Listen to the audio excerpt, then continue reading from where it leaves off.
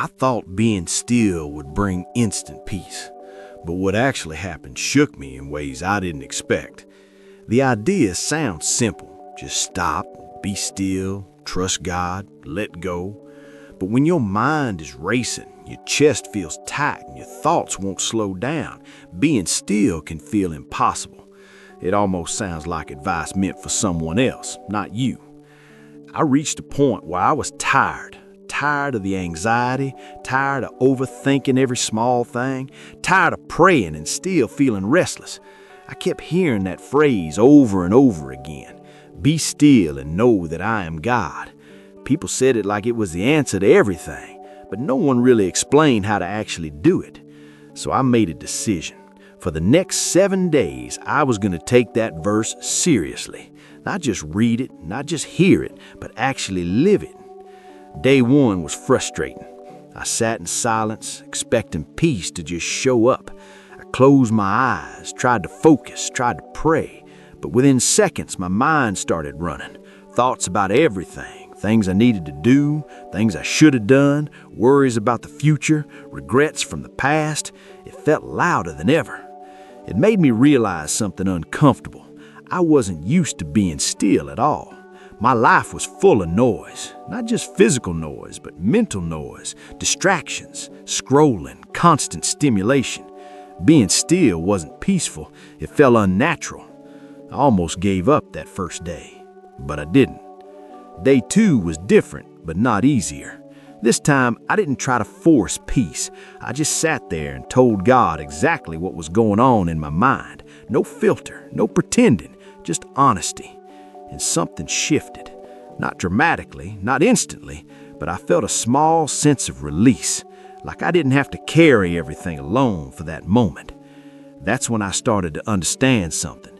Being still isn't about having a quiet mind. It's about bringing your noisy mind to God. Day 3 hit me hard.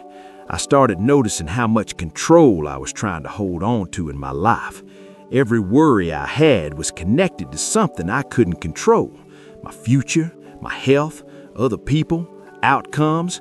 And deep down, I didn't want to let go, because letting go felt like losing control, and losing control felt scary. But being still forced me to face that. It's easy to say trust God until you actually have to release something that matters to you. That day, I sat there longer than usual. Not because I felt peaceful, but because I felt resisted, like something inside me didn't want to surrender. And for the first time, I admitted it. God, I don't know how to let go. That was the most honest prayer I had prayed in a long time. Day 4 was the turning point. Not because everything suddenly became perfect, but because I stopped expecting a feeling. I stopped chasing peace like it was an emotion I had to achieve. Instead, I focused on trust.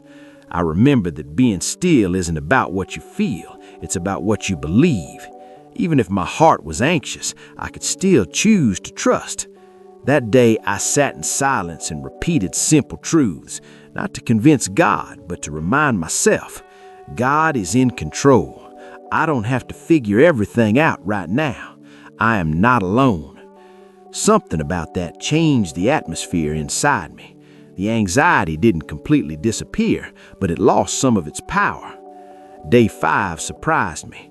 I started noticing moments of stillness outside of those quiet sessions, small pauses. Throughout the day, times when I would normally spiral into worry, but instead I stopped, took a breath, and remembered, be still. It wasn't about sitting in silence anymore. It was becoming a mindset, a way of responding instead of reacting. And for the first time in a long time, I felt space in my mind.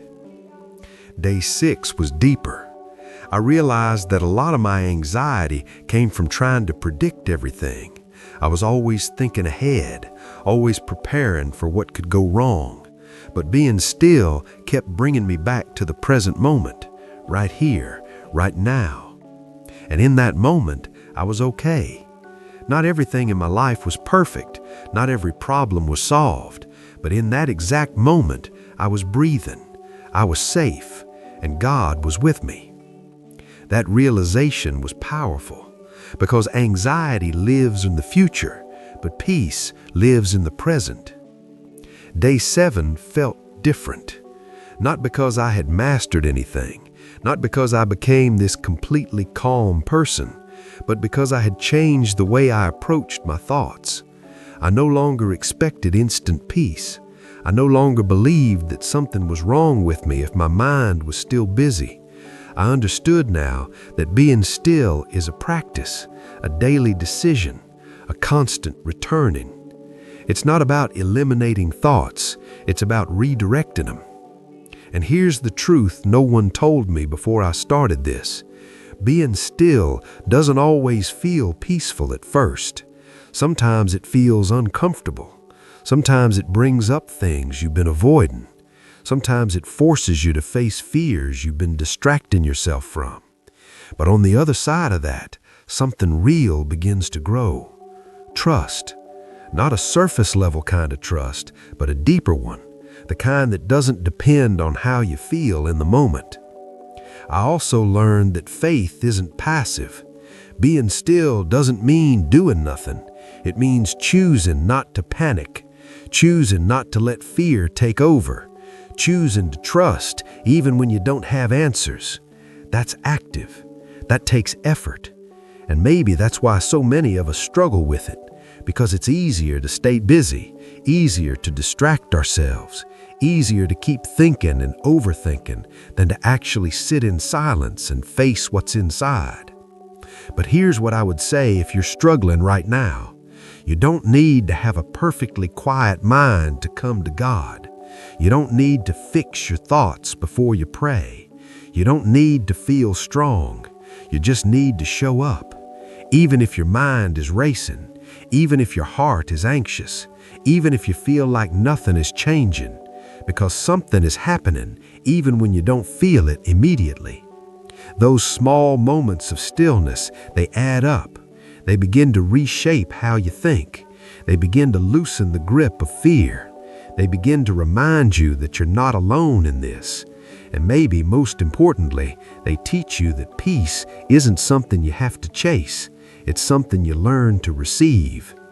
After 7 days, my life didn't magically become perfect, but I wasn't the same.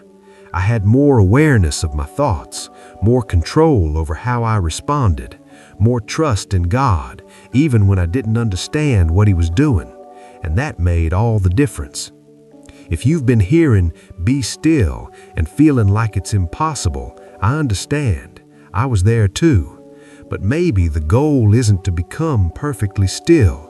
Maybe the goal is to keep coming back again and again, even when it's hard, because that's where the change happens, not in one perfect moment, but in the daily decision to trust. If this resonated with you, take a moment today, even just a few minutes, and try it. Not perfectly, just honestly, and see what happens. If you want more content like this, subscribe to the channel, and I'll see you in the next video.